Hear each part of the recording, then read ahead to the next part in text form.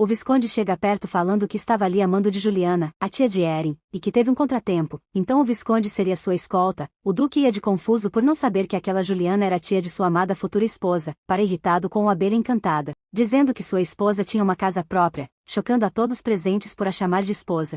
Então ele muda de esposa para noiva baixinho, e diz que ele pode encontrar a Juliana, a levando de volta para a carruagem, enquanto o Visconde gritava seu endereço. Já na mansão o Duque pensava em como conquistar sua amada, pensando no que o Lex faria, então decide começar com os presentes que Erin sempre recebia do Lex.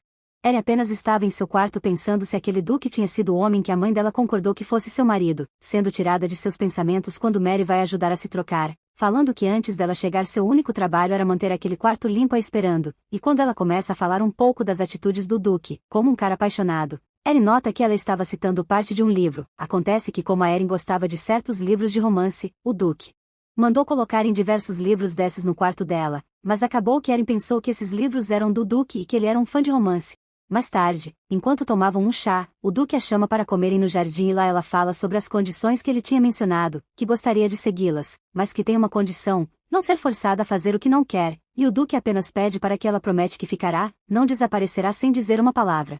Depois de muita conversa, Erin sai sozinha de carruagem indo até a mansão do Visconde, e mesmo com algumas falas peculiares do Visconde, Erin descobre que sua tia agora lê taró, tendo sua conversa interrompida por Julia que achava que Erin era apenas mais uma das garotas interessada no Visconde. Enquanto eles discutiam ela consegue sair de fininho dali. Assim que volta para a carruagem ela é conduzida até o porto onde o Duque estava aguardando, e enquanto passavam um tempo juntos, ela revela que não é boa com o dinheiro, então o Duque diz que irá ajudar, afinal ele era o dono do maior comércio do país. Voltando para a mansão agora ela vai ter muito livro que ela vai ler e não são os favoritos dela.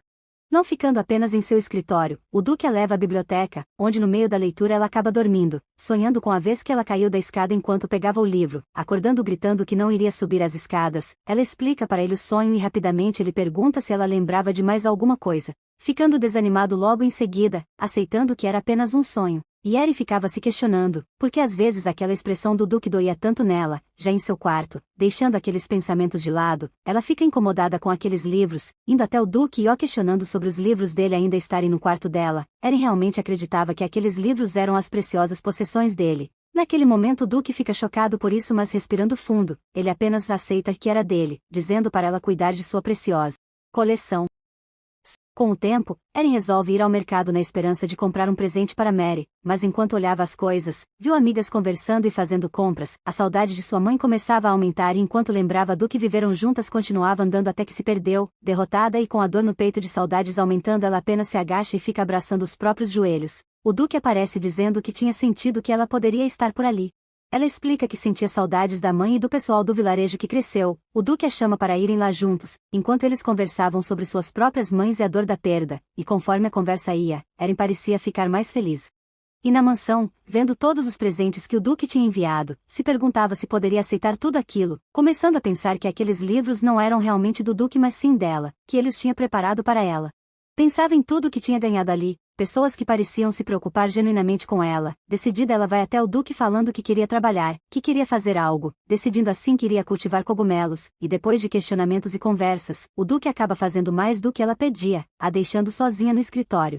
Ficando pensativo, sobre se ela estava feliz, se estava querendo ficar ali, o Duque lembra dela triste no porto e lembrando do que ela fazia quando estava triste, ele simplesmente a leva até uma estufa suja, só para ela limpar. Chocada e mesmo não gostando, ela aceita e começa a limpar. O problema é que a Erin não gostava disso, afinal a vida dela tinha sido diferente. Na mansão Samir ela limpava porque era a única maneira que ela tinha de se ocupar, já nessa vida, ela sempre dividia as tarefas com a mãe, e tinha outros meios de ocupar a mente.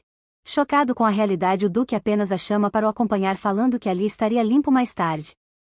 Mas acontece que aquela estufa era a mesma que Erin passava muito tempo, e foi ali onde ela desenhou o círculo mágico. Essas lembranças vieram para a mente dessa Erin deixando o Duque ir de preocupado por ela poder sentir dor, indo para feliz e aliviado pelas memórias dela estarem voltando.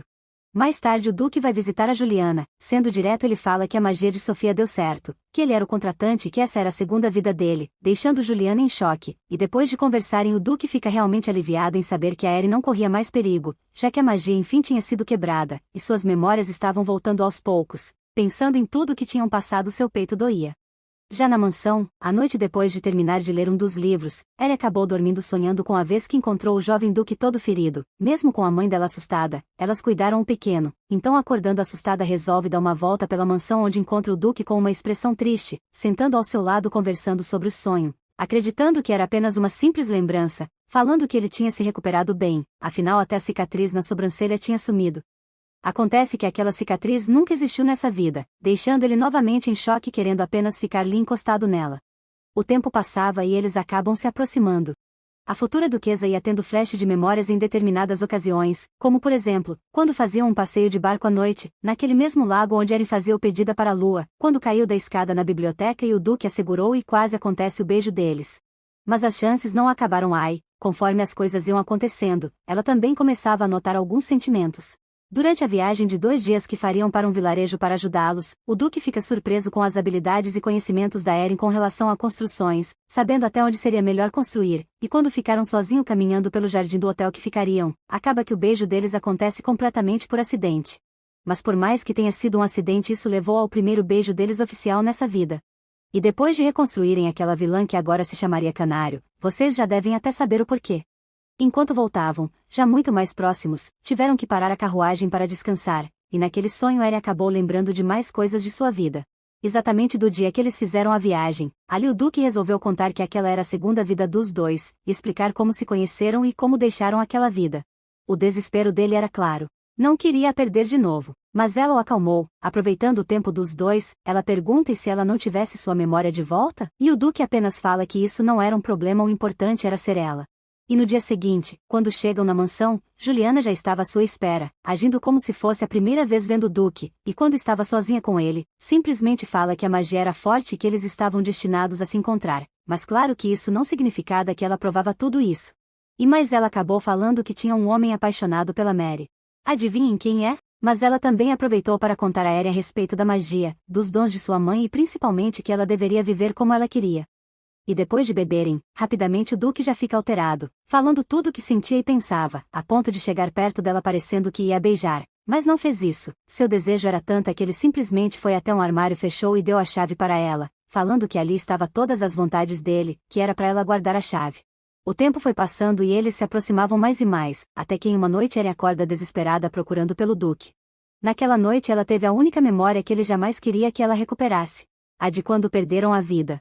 Eren chorava, sentia dor e desespero, tentava entender como ele conseguiu viver tanto tempo com aquelas memórias, com aquela dor, prometendo o amar cada vez mais. E assim foi feito. No dia do festival o Duque a pediu em casamento novamente, mas antes que ele terminasse o pedido ela entrega uma caixinha com a chave dos desejos dele, o fazendo rir. É claro que a notícia do noivado deles não agradou em nada os nobres, que foram reclamar, não queria reconhecer aquele casamento, afinal o título da Eren era baixo. Tudo só acalmou quando o novo imperador os parabenizou pelo casamento. Então, os nobres pararam de atacar o Duque e agora a nova duquesa, e em pouco tempo depois, o tão esperado casamento chegou. Rohan e Eren finalmente estavam se casando novamente, em sua segunda vida. Logo a correria voltaria, já que em pouco tempo depois do casamento, ela teria a mudança de título, para Duquesa Peruca. Eles tentavam sempre arranjar um jeito de aproveitarem o tempo juntos, seja nas aulas de etiquetas dela, seja à noite. Os dias foram passando e a agenda dos dois estava realmente cheia, fazendo eles não conseguirem passar tanto tempo juntos. Mas quando estavam aproveitando o momento, eles são interrompidos gato da Juliana, Thomas, que tinha levado um recado dela, falando para eles irem a visitar. Acreditando que poderia ser sério, rapidamente chegam lá, mas na verdade ela apenas queria os ver e provocar um pouco o Duque, e claro também tinha mais explicações sobre a magia, falando que a magia tinha o sangue da Eren, por isso ficou mais forte quando os dois se juntaram. E novamente Juliana foi provocando mais o Duque. Achava isso extremamente divertido. Com o tempo passando, no dia do baile da fundação, que também seria o primeiro baile que Eren iria como duquesa. Eren levou um susto ao ver muitas pessoas querendo cumprimentar a nova duquesa, e rapidamente o Duque foi limitando o contato daqueles nobres. Depois, tudo mais calmo, ela interagia com as demais damas, e quando foi pegar um doce sentiu um enjoo muito forte. Enquanto o Duque ficava preocupado com ela, as outras já iam o parabenizando. Porém o foco dele estava em Eren, a levando de volta para casa. Depois de consultar com o médico, foi confirmado a gravidez dela, deixando o Duque chocado, mas feliz. Os meses se passavam. Enquanto dormia a barriga de Eren brilhava, seu bebê estava rodeado de magia, que finalmente estava completa. Parecia só estar esperando pelo filho do casal. O Duque aproveitava para conversar às noites com o pequeno, que parecia que já o entendia, já que quando o Duque falava o brilho aumentava ou diminuía. Em uma noite Erin sonhava com o dia que conheceu o Duque na primeira vez, enquanto falava com a Erin daquele tempo, acordou sentindo uma dor, o bebê enfim iria nascer, e assim nasceu a pequena Sofia. Mas acha que eles pararam por aí? Claro que não. Pouco depois Erin já estava esperando o segundo filho.